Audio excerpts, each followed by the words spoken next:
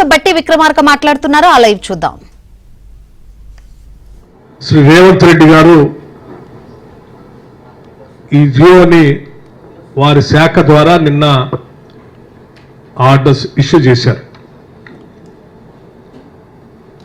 బహుశా ఇటువంటి residential schools even private పరంగా కూడా ఇంటర్నేషనల్ స్టాండర్డ్స్లో ఇంత గొప్ప టెక్నాలజీతో స్టాండర్డ్స్తో డిజైన్స్తో ఇంతవరకు ఎక్కడ ఈ రాష్ట్రంలో కాదు దేశంలో ఎక్కడ లేవు. ఒక్కొక్క స్కూల్ 20 నుంచి 25 ఎకరాల ప్రాంగణంలో అద్భుతమైనటువంటి క్రీడా మైదానాలతో టీచింగ్ స్టాఫ్ కూడా అక్కడే ఉండేటట్టుగా ఎవరు బయట నుంచి రాకుండా కావాల్సినటువంటి వసతులతో వాళ్ళకు కూడా రెసిడెన్షియల్ క్వార్టర్స్తో విద్యార్థులందరికి కూడా ఇంటర్నేషనల్ స్టాండర్డ్స్లో విద్యా బోధన చేసే విధంగా డిజిటల్ ఎడ్యుకేషన్తో సహా ఒక మినీ యాంపీ థియేటర్తో సహా అద్భుతంగా డిజైన్ చేసినటువంటి ఈ స్కూల్స్ని ఈ రాష్ట్రంలో ఉన్నటువంటి పేద బడుగు బలహీన వర్గాలకి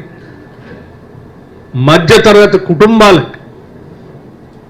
లక్షలు పోసి ప్రైవేట్ స్కూల్స్లో ఫీజులు కట్టి చదివించలేనటువంటి కుటుంబాలందరికీ ఉపయోగపడేటట్టుగా ఇంటర్నేషనల్గా ఈ విద్యార్థులు ప్రపంచంతో పోటీ పడేటట్టుగా ఉండే సిలబస్తో శాంక్షన్ చేసిన ఈ స్కూల్స్కి నిజంగా మేమందరం ఈ క్యాబినెట్లో ఉండి ఈ ప్రభుత్వంలో ఈ సమయంలో ఈ పార్టీ ద్వారా శాసనసభ్యులుగా గెలిచి మా అందరి సమయంలో ఇటువంటి స్కూల్స్ నిర్మించేటువంటి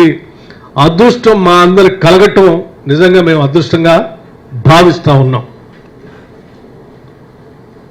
సమాజానికి మేలు చేయాలనేటువంటి ఆలోచనతో ఇందిరమ్మ ప్రభుత్వం ప్రజాప్రభుత్వంగా మా నాయకుడు రాహుల్ గాంధీ గారు, అఖిల భారత కాంగ్రెస్ కమిటీ అధ్యక్షులు మల్లికార్జున్ ఖర్గే గారు ఒక సామాజిక మార్పు కోసం సమాజంలో ఉన్న అన్ని వర్గాలకి అభ్యున్నతికి పెద్ద ఎత్తున ఈ ప్రభుత్వం పూనుకొని పనిచేయాలని చెప్పినటువంటి మార్గ నిర్దేశకం తూచా తప్పకుండా ఒక రెవల్యూషనరీ లాగా ఒక విప్లవాత్మకమైనటువంటి ఈ నిర్ణయం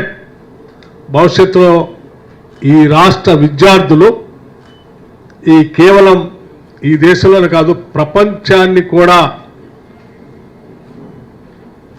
శాసించే అద్భుతమైనటువంటి సంస్థల్లో పనిచేసే విధంగా ఈ పాఠశాలలో చదువుకున్నటువంటి వాళ్ళు ఎదుగుతారు. అలా ఎదగటం కోసం పునాదులు వేస్తున్నటువంటి ఈ ప్రభుత్వం తరఫున ముఖ్యమంత్రి గారికి ప్రత్యేకంగా ధన్యవాదాలు. ఇన్ని స్కూల్స్ ఒకటేసారి 58 స్కూల్స్ 11,600 కోట్ల రూపాయలతో యంగ్ ఇండియా ఇంటిగ్రేటెడ్ రెసిడెన్షియల్ స్కూల్ని ఒకటేసారి శాంక్షన్ చేసినందుకు వారికి మరొకసారి హృదయపూర్వకమైనటువంటి ధన్యవాదాలు తెలియజెప్పడం కాకుండా ప్రజలందరూ కూడా